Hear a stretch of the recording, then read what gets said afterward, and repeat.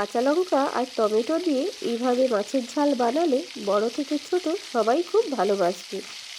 Hello friends, আমি ঝুম্পা। আমার channel জিভেজার রেসিপিতে আপনাদের স্বাগত। আজকে শেয়ার করছি মাছের ঝাল। বাজার থেকে দু রকম মাছ কিনে এনেছিল, পার্শে মাছ আর এটা হচ্ছে আমলা মাছ। প্রথমে সামান্য লবণ আর হলুদ গুঁড়ো দিয়ে মাছটাকে ম্যারিনেট করে নিচ্ছি।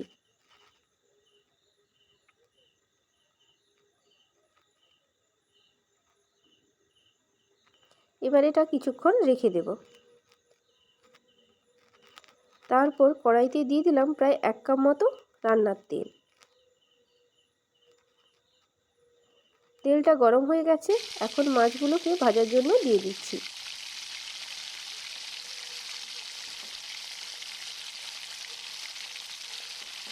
এক পাশ হয়ে গেলে অপর পাশটাও উল্টিয়ে ভালো করে ভেজে নিতে হবে।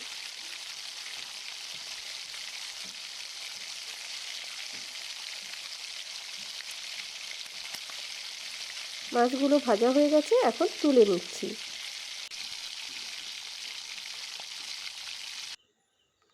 ঠিক একইভাবে আমলা মাছটাও ভেজে তুলে নেব।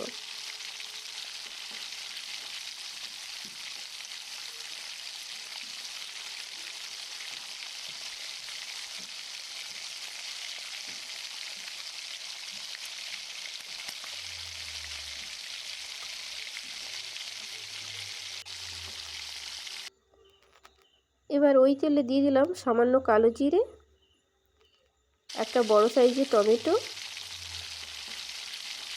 টমেটোটা একটু ভেজে নিতে হবে।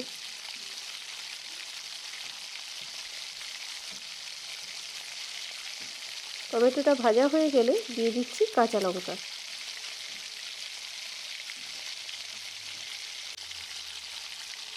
এক চামচ পেঁয়াজ বাটা,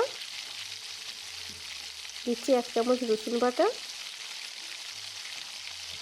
ভালো করে মশলাটা এখন ভেজে নিতে হবে।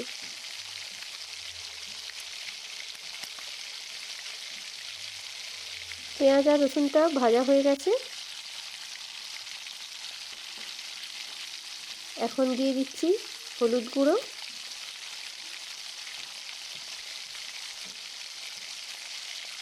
আর দিচ্ছি 1 চামচ লঙ্কা গুঁড়ো। আপনারা ঝাল বেশি খেতে চাইলে একটু বেশিও দিতে পারেন। আর দিলাম পরিমাণ মতো লবণ। সামান্য জল দিচ্ছি যাতে মশলাটা পুড়ে না যায়। আবারও এইভাবে নাড়াচাড়া করে নিচ্ছি। এখন দিয়ে দিচ্ছি সরষে বাটা।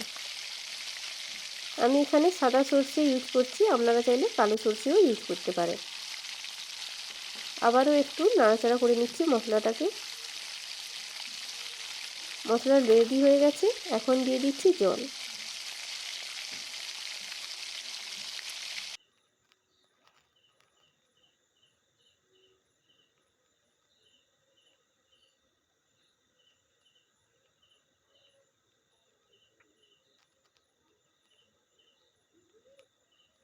ফুটতে শুরু করেছে, এখন দিয়ে দেব ভেজে রাখা মাছগুলো।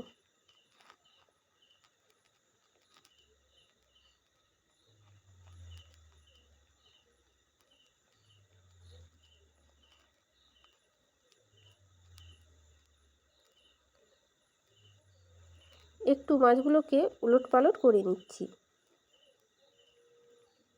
রেসিপি কেমন লাগলো অবশ্যই কমেন্ট করে জানাবেন। আমার চ্যানেলে প্রথম ভিজিট করে থাকলে চ্যানেলটি সাবস্ক্রাইব করার অনুরোধ রইল।